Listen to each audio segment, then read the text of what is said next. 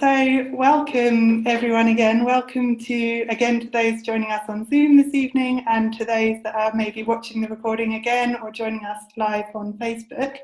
We're here this evening at the Buy Less, Share More free webinar, talking about the connection between the real sharing economy and well-being, actually. So I'm Flo Shalom from the Network of Wellbeing, and we run this free webinar series just to really share different ideas around well-being, the different aspects of both of personal well-being, but also how that connects to our communities, to wider society, to the natural world. And I'm really excited about the discussion we're going to have this evening with Tom Llewellyn from Shareable. So I'll actually just hand over to you, Tom, to introduce yourself, if that's okay. Yeah, thank you, Flo. And thanks everyone for joining us. I'm here in Oakland, California, and I'm from an organization called Shareable. And for those who are not all that familiar, we're a nonprofit media outlet and action network that works to empower people to share all over the world. And we do this through a number of different ways. And again, we have an online magazine, and we've published at this point in time thousands of stories about the ways that people are sharing all over the world. Worked with community organizers all globally to start new sharing initiatives, to host things like ShareFests and do community asset mapping projects, and then we've also worked with a lot of cities as well to look at policy and the ways that they are empowering their citizens to participate in the kind of provisioning of kind of core needs around food and waste and housing and mobility and kind of other civic sectors. And so that's kind of our work, and we're a relatively small nonprofit. We just have a staff of about 5. And then we work with a very large network of writers and like, as I was saying, community organizers and people working on various levels of politics. And personally, I kind of was born into this work. I am from a small village of about 225 people, kind of hidden in the woods, right in the middle of the San Francisco Bay Area, kind of a hybrid of a rural and kind of urban village of sorts. And so in that place, we maintain all of our own core infrastructure. We pave our own roads. We have our own kind of internet mesh network that we've set up and manage. We have our own community governance system and do participatory budgeting, and kind of run the community as a kind of as a village, but think of it more as I would think of it more as we kind of do kind of commons-based management. So looking at all of the kind of assets that we have and doing our own management system, as opposed to having a lot of kind of top-down outside government doing it. And it's on a very small scale, but it's kind of been something that's kind of shown me what's possible, the ways that communities can come together and do this kind of work. Thanks for sharing, Tom. And that's really incredible that you grew up around already this kind of different way of approaching things, or this integrated and sharing focused way of approaching things, and now is such a huge part of your work, essentially. So thank you for joining us this evening to share a bit of your ideas and what you've learned through those experiences. So we've got some questions for you, and thanks for those that voted on these questions on the Facebook event beforehand. We wanted to start off because in the title of this webinar, we talked about the real sharing economy. And often the sharing economy can be a bit of a buzz term, but actually this is something that you highlight, that you're talking at Shareable about the real sharing economy. So I wonder if you could just briefly introduce what is the real sharing economy, and also how that kind of links to this topic that we're really focused on in the Network of Wellbeing of increasing happiness and wellbeing. Sure. Yeah, so when Shareable got going on this, we've been around for about a decade. What's become kind of referred to as the modern sharing economy was really in its nascent stage. And as we came together as an organization, and this was actually a little bit before my time with the organization, the kind of question that was being asked was, how can we catalyze a larger sharing movement, in the United States, but globally as well at that point. And so at first we were just very pro, like supporting Airbnb, supporting any of these ride-hailing systems, really trying to get the infrastructure up, really thinking that we could have, very positive community and environmental benefits from, what this larger sharing economy could be. And very quickly we saw kind of the unfortunate process of a lot of these companies that had started with kind of very utopic visions or language being co-opted by venture capital funds that were flowing in. And as a result, we did become a lot more critical. And over time, we've kind of started to really focus in on, okay, what is the real sharing economy? What is the, what is the core to, what is the core difference between what we refer to as sharing and what is rent? And really for us, what it comes down to is whether or not something is transformational or is it just transactional. And so a lot of these platforms, like Uber, the person wasn't going that way anyways, that, it's really just a taxi. And maybe it's providing a service of sorts that's keeping people from having their own cars. But for the most part,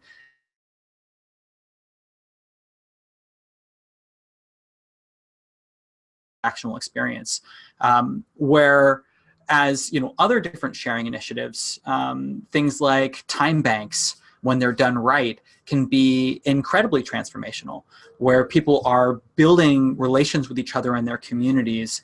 They're having a shared experience, which goes beyond just that one moment where that interaction was taking place. They show and support an additional kind of abundance within a community, as opposed to being really focused, on that specific transaction, on that specific interaction that's just momentary. And so things like the Nippon Active Life Club in Japan is a great example of this, which is a time bank that's kind of based around elder care, where they're seeing a lot of in Japan. They've got a kind of an aging population. It's one of the eldest populations, I think, in the world at this point in time. And at the same time, they have this really strong culture of taking care of one's elders.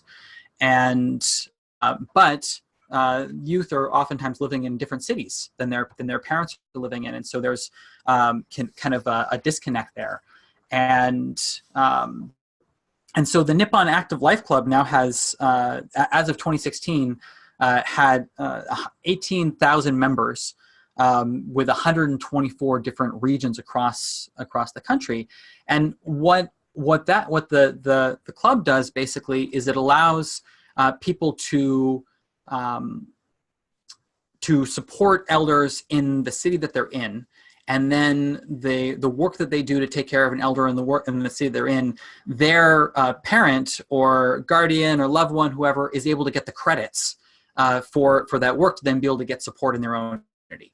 So this is kind of creating a larger culture of care across Japan, and is incredibly transformational and allows people to stay in their homes longer, to kind of interact in a way that they're more comfortable with for a longer period of time, and it's still able to maintain that traditional culture in a changing world. So that's just one example of what I think of. But I think of things like car sharing actually can be pretty transformational as well, and have a really positive effect on the communities. There's a great car sharing scheme that's now 20 years old in Vancouver called Moda car share, and they started with 15 people in 2 cars, and they decided they just wanted to reduce their impact, and they were going to do that. And now after 20 years, they have, I think, almost 1,000 cars, trucks, vans, sports cars, all sorts of things, and they've got about 20,000 members, and the Better Business Bureau did a report recently, and they found that Moto Car Share had an A rating. And one of the reasons that they had such a great rating is because everybody who's a member it's a cooperative. So everybody is a part owner. So everyone takes care of the cars really well, makes sure that the systems work great. And also, as a result of it being a cooperative, it has some of the lowest car share cost. So it's, $5 an hour to rent, or, instead of being much more expensive. So it's had a really positive impact. It started small, has been able to scale over time, and also maintain the benefits without kind of losing them, which can sometimes happen through that scaling process. So that's just another example, but there are so many kind of what we would refer to as the real sharing economy. Yeah, for sure. And you can really see that in those examples you've given, that the kind of happiness and well-being benefits are really directly clear in terms of nourishing kind of community relationships, helping to create a sense of a network of care. All of these things are obviously really important for people's overall well-being. I noticed that some people are commenting in the chat box about what you've been sharing, which is brilliant and very encouraged. So if people have reflections on what Tom is sharing, feel free to share in the chat. Or if you're watching on Facebook, write in the comments, and one of my colleagues will feed that into our Zoom discussion. So Naomi says, time banks still seem pretty top down from where she is, which is an interesting point that maybe we want to pick up a little bit more on, either now or in the Q&A, about, there's different forms, and obviously time banks are quite a broad church, so to say, and have had different impacts in different places.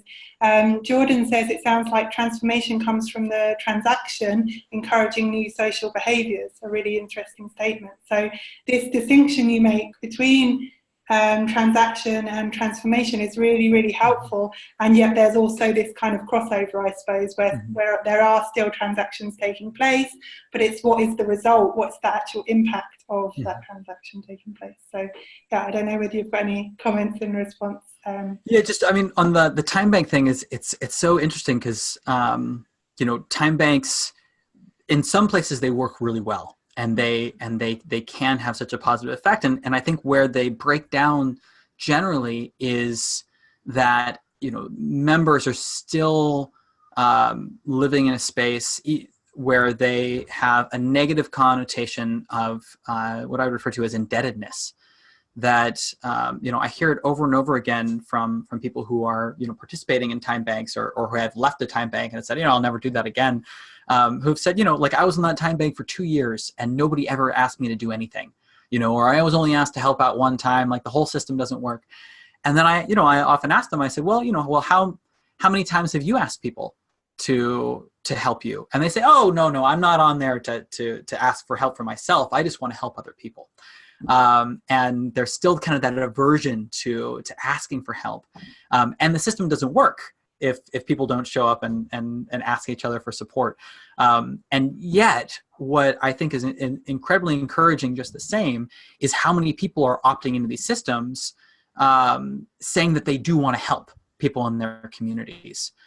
In Istanbul, a few years ago, I was talking to a time bank coordinator there, and they've got 40,000 members in their time bank. 40,000 people. It's huge, and yet they still have a very relatively small number of interactions of people asking and offering service per week. And yet at the same time, how amazing is that you've got a list of 40,000 people in Istanbul that want to help each other?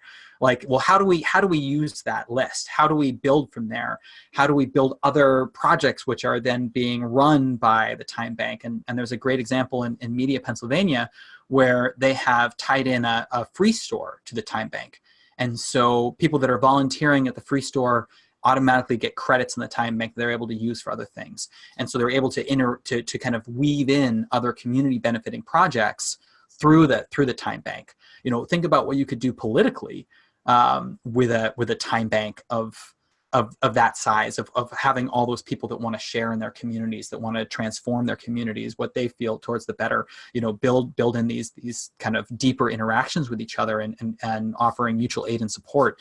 What can we do with that, I think is then the question that I see, and what role then does the coordinators of that time bank, what role do they need to take to be able to help support, to either build, a kind of some sort of a governance board around it. And so it's not just a top-down interaction, so that there can be more people involved in deciding, what now we do with this large group of people together and where we want to go.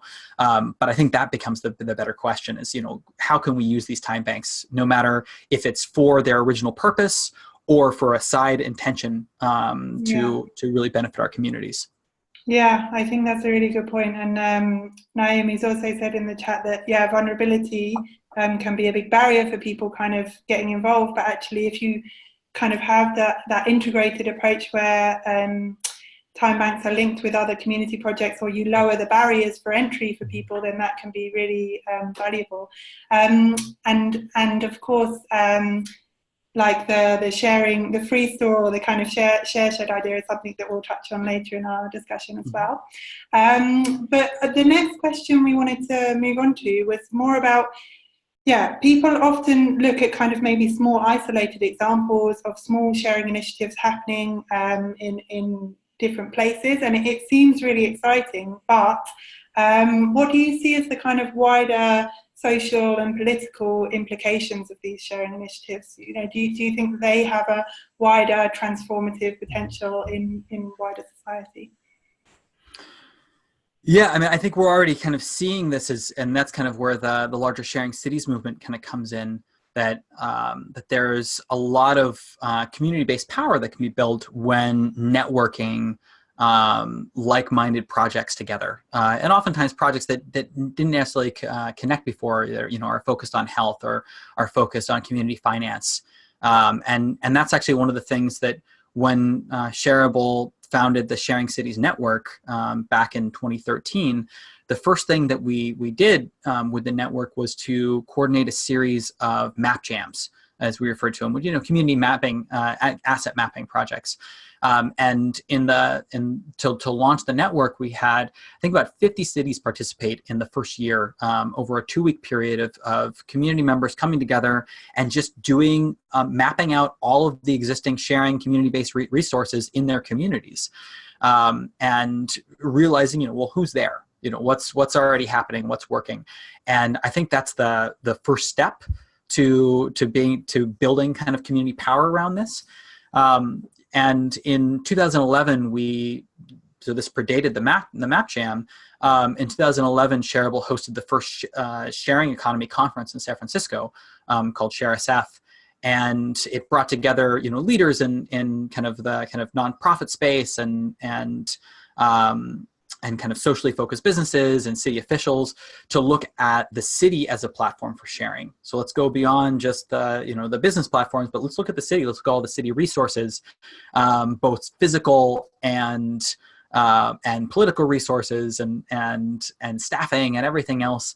And how can we open this up more to the people? How can we allow more people in to participate in governance? How can we open up those those idle spaces, so it's not just idle goods that individuals have, but the spaces that we collectively have? And looking at San Francisco in that way then started to inspire other cities to get involved as well. And the city of Seoul in South Korea is a really great example that kind of took it and ran with it. And where in San Francisco, there was a little bit of municipal support to begin with, and we launched the first sharing economy working group in the city of San Francisco. After about 6 months, the city support kind of dwindled after kind of some initial press and everything else like that. Whereas in Seoul, they put their 60-person innovation team behind it and provided all kinds of free office space and finances to not only start local sharing economy-based businesses, but also to support kind of a larger transformation within a number of the districts that they used as a trial. And so they started putting in libraries of things into new developments, started incentivizing people to have more social interactions, and really municipalized the idea of becoming a sharing city and municipalized sharing. And there's now have become kind of a model for the world, so much so that Mayor Park, who was kind of behind this drive, who was really kind of a kind of social activist lawyer, and kind of it was amazing that he was able to become the mayor of a 14 million person city, in a 25 million metropolitan area, was able to kind of rise up. And as a result of this work, partially around the Sharing Cities work that Shareable has been involved in, he received in 2016 the Gothenburg Sustainable Development Award for that work. And as a result of winning that award, a lot more cities now globally have started to really focus in on this. And I was just in Barcelona 3 weeks ago and we had a Sharing Cities Summit, and there was 50 cities represented at the Sharing Cities Summit that have all now kind of signed a declaration behind a set of principles for how cities will kind of manage and interact with sharing economy platforms moving forward, making sure that they are beneficial to their cities and communities from both an environmental perspective, kind of a digital rights perspective, and also from a labor perspective. And so there is a lot of power that's being built. Yeah. And another opportunity that I'm really seeing is around the UN Sustainable Development Goals.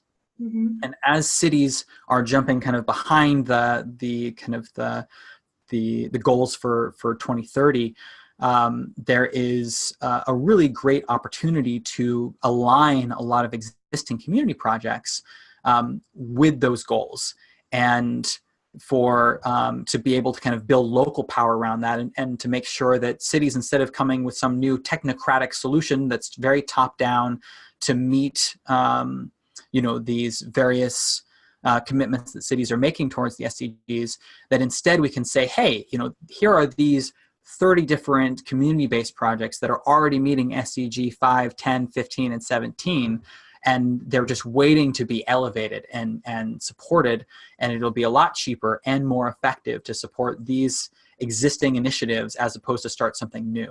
And so we're just starting to work with communities to identify those sorts of things. And what we did is we went through and we this last year we came out with a new book called Sharing Cities, Activating the Urban Commons, which looks at 137 of the different kind of from city policies and community kind of projects and initiatives and business initiatives that are meeting kind of these core needs around food and waste and housing and governance and work and energy.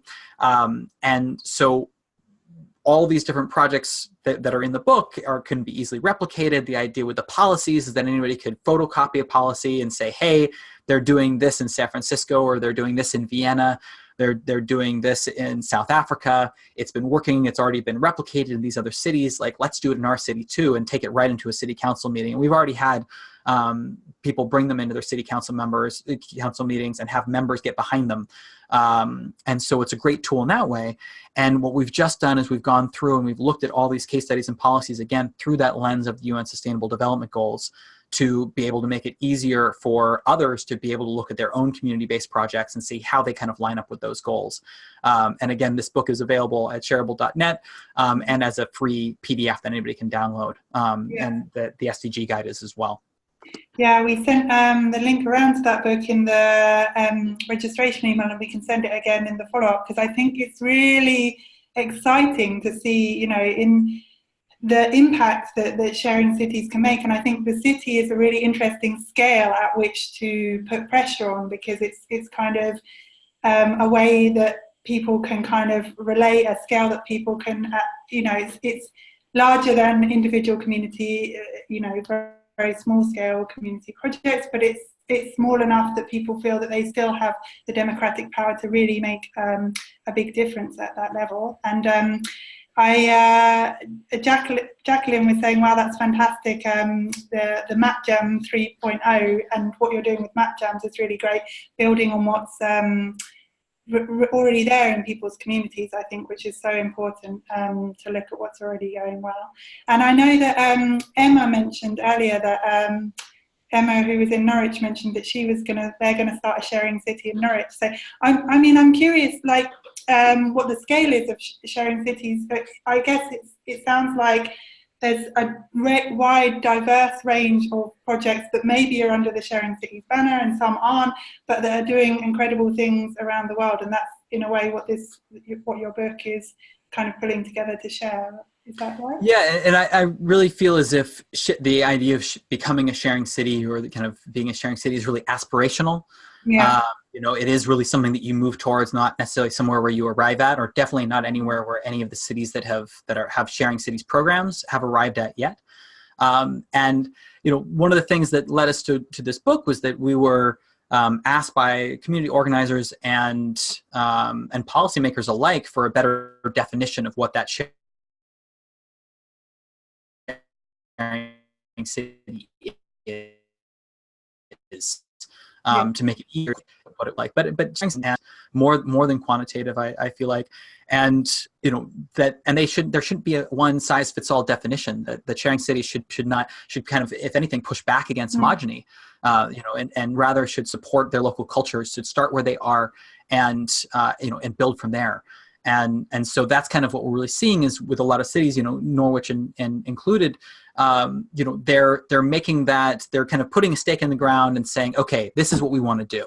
And so now it's just a process of moving in that way. And what's been great in Norwich and like so many of these other cities is that the city councils are behind it, is that there are kind of different stakeholders that are involved in the process. And I think that's one of the things that really is key to success in any of these programs, is making sure that you are getting information from lots of different stakeholders.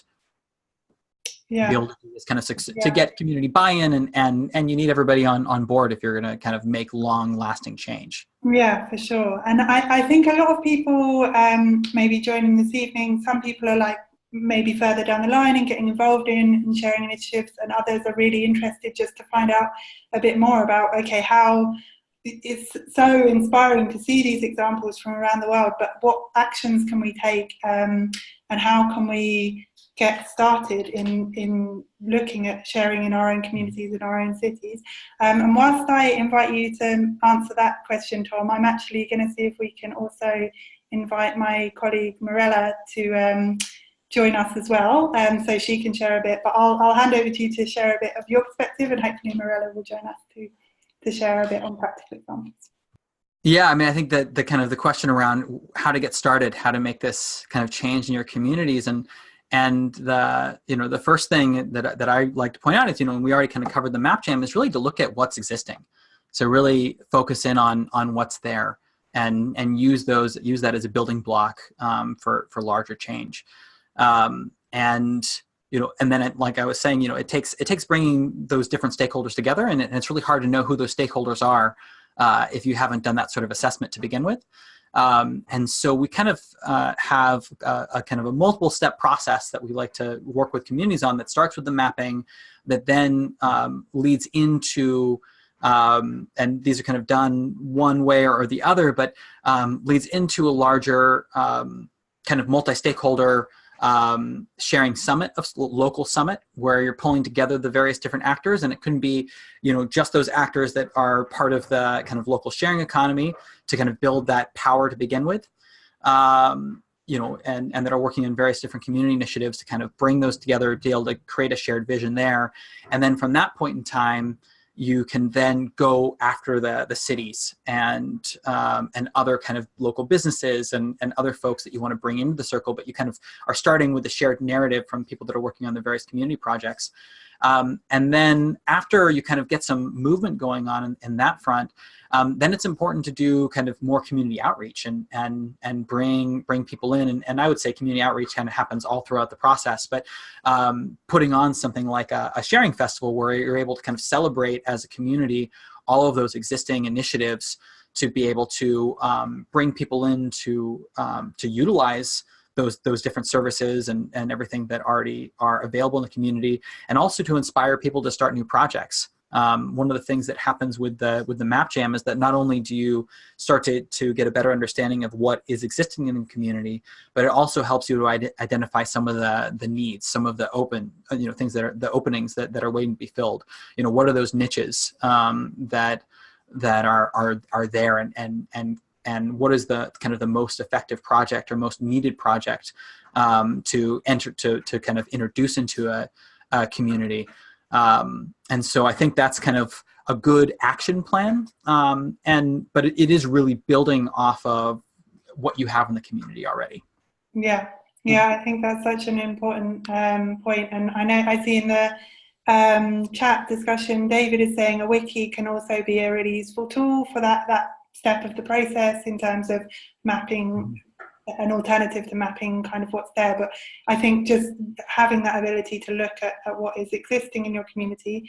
And just to mention, because I see Sarah has put a question in the chat box, but I think we'll come to that when we go to the Q&A. But if people do have specific questions, please do put them in the Q&A box so we can get to them at the end when we have the Q&A section. That would be great. And now I wanted, when we're talking about kind of actions we can take in our own cities and our own communities, one or a few projects that the Network of Wellbeing has been supporting in Totnes have been run by my colleague Mirella Ferris, that's joining us here, and we wanted to just have the opportunity to share a few specific practical examples, just in a little bit more detail, to help, share and inspire those guys that are joining us that maybe want to start this kind of thing in your own community. So Mirella, would you like,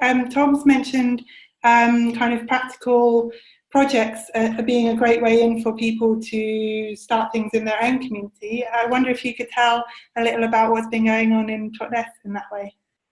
Yeah, sure. It's my pleasure to be here, join you guys. As Flo has mentioned, I also work at the Network of Wellbeing, and here in Totnes, in south of England, we've set up a couple of projects based on sharing. So the first one is a community potluck. So these are regular community events in which everyone is invited to bring and share a meal. And we've had events with 30 people, and we've had events with 300 people. And this has become quite a popular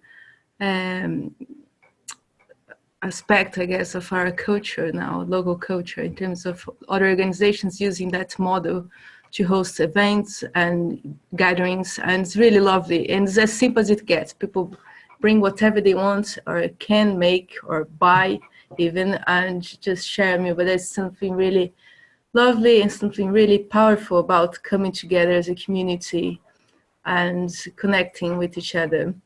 And more recently, and it was last year, we set up the Share Shed, which is a library of things. So as you can see in the background here, I'm in our office at the moment, and this is a place where people can come and for a very nominal cost use all those things. We have at the moment almost 300 items on offer, and that range from musical instruments to gardening equipment and camping stuff and a lot of tools, and this is a way to kind of become more resourceful as a community and kind of influence people to not just own things, but to actually it's just a cultural shift, I guess, in terms of people, instead of having to own things, to access it. So the kind of fact that an electrical drill in average gets used up to 13 minutes in its lifetime is really crazy to think about, considering in many communities every single household may have one. So it's about shifting our consciousness that we don't need a drill, we need a hole in the wall. So therefore we can become much more resourceful as a community and save a lot of money as well. And by sharing, we come together and create these connections that are much more empowering, much more collaborative. So we're really pleased to be part of this wider movement that's now going on all over the world, really. Yeah, it's really really exciting and such a tangible example of something you can get involved in your own local community that is then linked, like you say, me, to this wider movement that Tom has been sharing with us. I know another great way to kind of celebrate initiatives that are going on is this concept of having a kind of sharing festival that Tom touched on earlier, and a few people have mentioned in the chat as being something that they've heard about or seems like a really good idea. And I know that's also something that was recently done in Totnes, so I wonder if you could share just a few highlights or lessons learned from the experience of running a ShareFest in Totnes. Yeah, sure. Last year we decided to run an event in order to, a bit like Tom was sharing, bring together all the, Totnes is a very unique and magical place where there are many amazing initiatives, and yet, there's a lot of scope for collaboration and to improve our collaboration. And so we had this idea around, bring everyone together and kind of reinforcing, I guess, these values around sharing. And it turned out to be one of those synchronicities that I went to an event and got to meet Tom and heard about the ShareFest. And so we suddenly kind of felt so compelled to go for this kind of model, and it's really helpful that Shareable Tom has produced a number of blogs and texts that are really helpful. So I totally recommend you check out that on their website, and which was really helpful for us when organizing it. And a week or so ago, we run ShareFest Totnes, where we celebrated sharing, making, repairing, swapping. So we had activities throughout the whole day around these four core themes, and we had over 800 people attending, which was amazing, and many organizations coming together, and especially people, from little ones to coming to listen to a story or participate in a line of print cards workshop, or people coming to swap Christmas jumpers, or coming to have their things repaired. So the Restart project, which is based in London, but they are all over the world really, came and supported us in running this Restart party, in which many items from electronic items got fixed, as well as clothes and textiles. So we have a series of activities, carving workshops, and really kind of reinforcing this idea and how powerful it is to bring people together, in a very kind of gentle and subtle way. There are all these principles being highlighted, and more than that, experienced. And there was a lovely quality, I guess, in the atmosphere of the event, which was really special. And thankfully, things went like really well, and people seemed to have a great time. So we're really, really proud and really happy with being part of this movement. It's really, I mean, just to give people on the webinar listening in a bit of perspective as well that don't know Totnes, that it's a town of 8,000 people, so 800 people is 10% of the population that have attended this event, and like you say, of all ages, and it was such a kind of collaborative experience with people offering all different types of skills, and like you say, like repairing and really changing the mindset around how we view our stuff, our material things, and seeing it as a way to kind of connect with each other, to kind of appreciate the material goods we do have, the creativity that can come out of repairing things. So I think it was a really beautiful celebration, and it's amazing that those kind of events go on all around the world as well, Tom. So that's like really inspiring to see that what happened in Totnes is part of this wider transformative movement. So I don't know. Yeah, I was just gonna say I was really honored to be able to be there in Totnes this last week as part of my UK tour, and it was really encouraging to see how many people came out and were excited about it, and how many people wanted to do another one. And I do think that these types of events can be really energizing for communities, because they do make visible what's kind of happening under the surface, and they provide an opportunity for people to get engaged and participate. And I think that's, again, to go back to the time bank, it's just representative of how many people do want to be engaged and participate.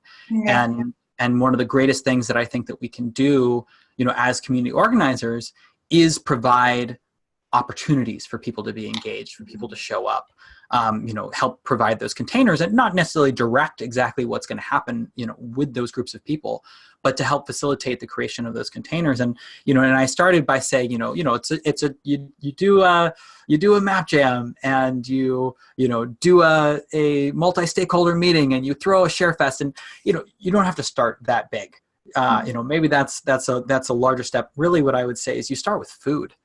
And getting people to come together and share food and have conversations can be a really easy, low barrier to entry to get things going. Some of the really greatest events that I just did, that I often do, is by hosting kind of community discussions that are using a World Cafe format, where at the very root of the questions, kind of my process when I work with groups, is to kind of get a state of things within whatever community we're in, then ask, what are all the resources that we have? What is already existing? What is already working? Then look at, what are those needs? What are those holes? And having a discussion around that. And then thinking about, well, how are we going to work to meet those needs, to fill those holes together as a community? And what is it going to take to do that? And just kind of, what do we have, what do we need, and how do we work together to get what we need, is just so basic, but can be incredibly powerful. So I would kind of start with those questions, and do it around shared food. It doesn't matter what culture you're in, food is really the basis of community. And if you've got food, you've got something. Go from there. For sure, and it's such an accessible way to get people initially involved, and once you've got those relationships there you can build from. So we were planning to have a bit of an interactive activity, but now we really want to give time for your guys' question and answers, and we've only got about 10 minutes left, so we're going to move on to the Q&A from you guys directly. So I see there's already some questions in the Q&A box, and if others on Zoom or watching on Facebook have questions, feel free to share them, and on Zoom in the Q&A box, and on Facebook in the comments, and we'll get to as many as we can. So the first question has come from Facebook, actually. It's a two-part question. If there is a mix or ecology of sharing projects that each community could adopt, what would be in it? Interesting. So what's the kind of makeup of different sharing projects? And the second part of the question, is there anything in the world where we can see all of these projects working in the same place? So thanks to the person on Facebook asking that question. I'll hand over to Tom. Yeah, so I mean, I think there really isn't a specific place where everything is working. Even where there's a lot of initiatives in a single city. I mean, Seoul has a lot going on. Amsterdam has a lot going on. Barcelona has a lot of really progressive stuff going on there as well. And yet they're still having issues with housing and with mobility and with food and all these things. So, what I think about and kind of what we looked at through the book was that, we kind of came at it through the lens of, or maybe it's the takeaway from the book more than anything, is that, not only is another world possible, but it's already happening, and the building blocks that we need to build sharing cities already exist. They're just distributed. There isn't a single place where all these things are together and working. But kind of all the things that we need to be able to do that already exist. We just have to pull them together, and it is a piece by piece process. It is starting one thing at a time. And again, it's also easier to support and kind of elevate existing initiatives than to start something new. And so there was another question that came in previously by somebody who was, saying, hey, I'm relatively transient, and there's a lot of people that are moving around more so than maybe ever in history. And so what do we do? How do we plug into communities? How do we participate in the local sharing economy? And I think, my advice there is again to support existing initiatives. That I've lived in a number of communities that have had people come into them, have really great ideas, but then move on before they were able to be realized. And after a little while, when those things happen again and again and again, people that live and stay in the community get burned out on the idea. And so when people come in with new ideas, they say, yeah, we don't trust you're going to be able to follow through because all these people that have come before haven't followed through. So I think one of the greatest things that you can do is actually really to support existing initiatives, come through and say, hey, I've got some energy. I want to do it. Let's get this thing going. Let's get it going well. And support the existing visions of the community. And then from there, you can build other things. It's kind of like the idea with the time bank, is that you can build that free store on the back of something that is working. You can add in new initiatives, but I'd say that's kind of what I've seen to be the most successful. Yeah, thanks for touching on that, because I know Jordan, who's joining, I think, on Zoom, and that was your question that you emailed in for, about people that are maybe more transient and what impact can they make. So hopefully that answered your question, Jordan.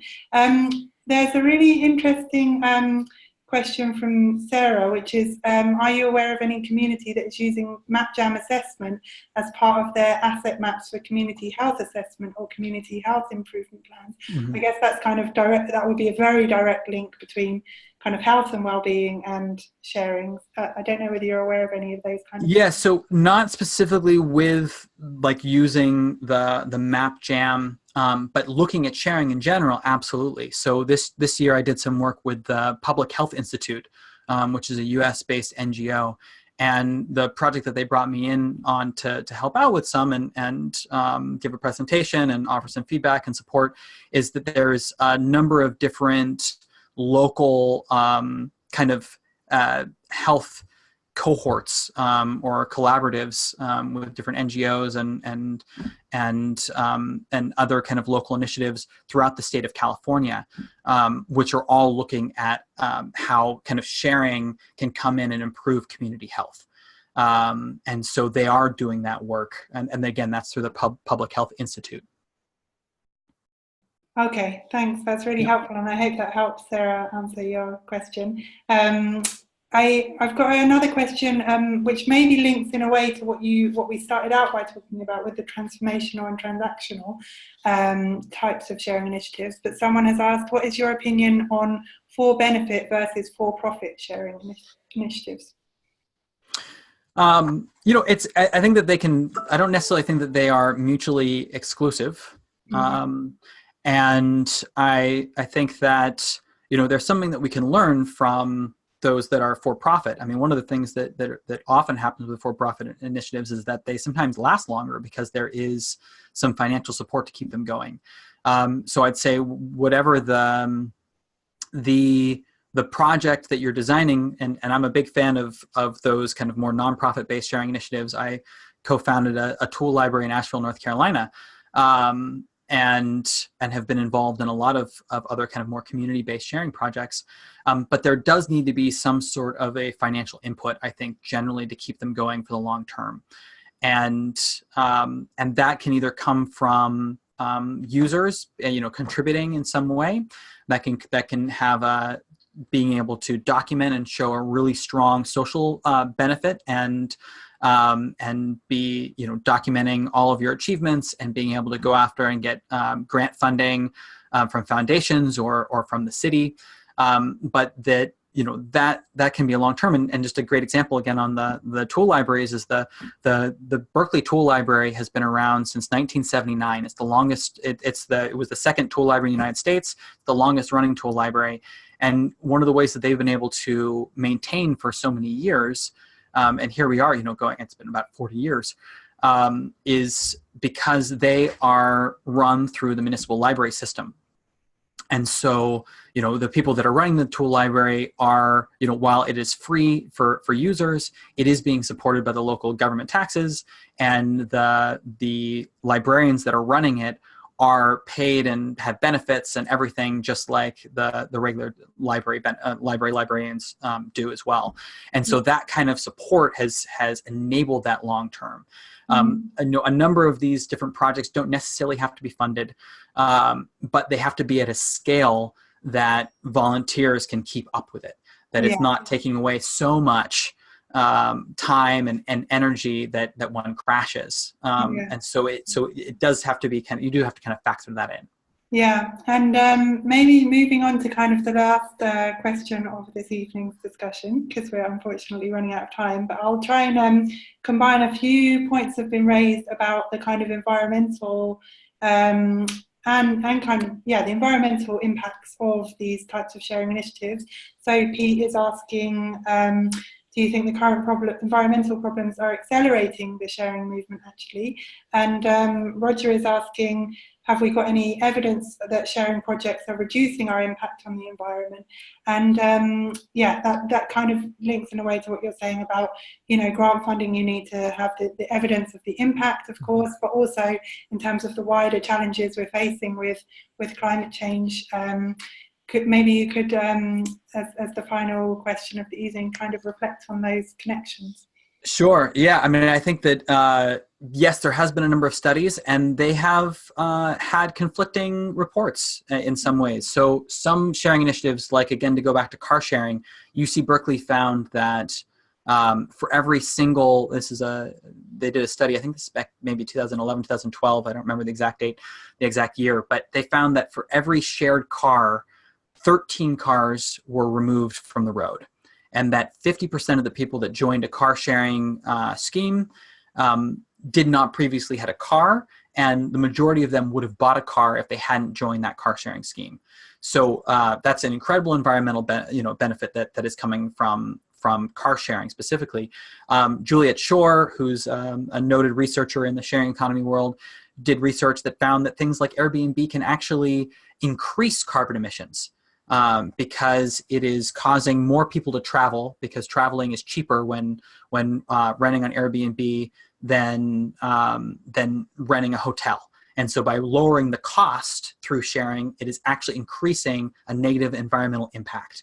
So we do have to be really careful about what we're promoting, and not all sharing is equal, and not all sharing has the same effect. I will say that one of the things that really launched kind of the sharing economy in general that made it possible was, one, the rise in technology, because so many of these initiatives, like I said, Moto Car Share has been around for 20 years. The Berkeley Tool Library has been around since 1979, and there was a number of tool libraries back in the 70s and 80s especially. But because of a lack of technology to keep inventory of the tools, to make it really easy for people to check things out, a lot of them left. And now that technology is here, it's making it a lot easier for people to start these schemes. But the other thing was the financial downturn in 2008 really ramped a lot of these things up. And it was forced upon people to share because they no longer had the economic means to be able to buy everything themselves. They had to figure out how they got the most use out of it. I think that we have not caught up as a society to the environmental threats that we're facing. That there is a disconnect, and we are still working to be able to kind of right that disconnect and make sure that and to encourage people to kind of realize where we are. I think that the Extinction Rebellion, which has just been launched, is a great tool for that, of getting in people's faces. And unfortunately, that's what it takes, is making it really clear this is what we're facing. And so I am optimistic that people will realize how dire the situation is and will start to shift behavior, and that it will cause a certain amount. We will need to make sure we have the platforms available, the tools available for people when they show up, when they realize what's going on, how to get involved and how to change their behavior. And so it puts a lot of pressure on all of us that are on this webinar and everybody that's thinking about this to help to enable that behavior change. Because if we don't do that work now, we're going to have a much bigger crash soon. So I will leave it on that dire note, but it is encouraging. There are people that are doing amazing projects all over the world. There is so much existing infrastructure, both social and physical. And so it, again, like I was saying, you know, we don't have the sharing cities that we necessarily want or need yet, but the building blocks already exist. They're just distributed. And so the more that we can learn from what's already working, the more that we can replicate those projects and push for those really beneficial and progressive and needed city policies that are already working in other places, the greater success that we'll have. Yeah, for sure. Thank you so much, Tom. And I think that, yeah, focusing on what works and changing, having a kind of cultural shift in terms of, you know, use rather than ownership is a massive part of kind of solving some of these larger issues. Like you say, we need to be focused on what type of sharing is being done, but sharing can play such a huge part of the story in kind of shifting our wider culture for the better, I think. So that draws us to a close of the webinar this evening. Thank you so much, Tom, for joining us. Thank you, Mirella, also for sharing the examples from Totnes, which have been really inspiring. And thank you, everyone that's joined us on Zoom as well. We'll send around a follow-up email with some of the links and some of the things that have been mentioned in this evening's webinar. And is there anything else Tom or Mirella wanted to mention in closing? No, that thing is really exciting that so many people have joined us and shared, you know, what they are up to, and just like lovely to see how strong we are together. Yeah. Right. Yeah, and you know, I'll just point you towards, you know, shareable.net. We have a breadth of resources. We've got about 100 how-to guides on how to start a ShareFest or do a map jam, but also how to put on a clothing swap, how to start a really free market, how to do a skill share, you know, how to share a chicken. We've got a full big range of different sharing initiatives, both large and small. It's a great place to get involved. As I mentioned, we've got the book is available to download for free. You know, our goal with this book has been to sell 2,000 physical copies and distribute 98,000 digital copies for free. So please do download the book. Please share it with your friends and family. Get the information out there. And if you're interested also in podcasts, we've got a new podcast called The Response, which looks at the ways that people come together during disasters and kind of and how their communities actually can be improved in the long term as a result of the kind of mutual aid and organizing work that takes place during and after those disasters. And so you can check out that as well at shareable.net. Brilliant. Thanks so much, Tom. And thank you all again. Thank you, me, and thank you all, everyone joining. Thank you for all of your lovely messages on the chat about how much you've appreciated joining this evening. We really appreciate it too. And we'll send around the recording so that you can share this with other people if you want to start wider discussions about the topic of sharing. So thanks very much, everyone. And goodbye. Yeah, thank you. Keep sharing.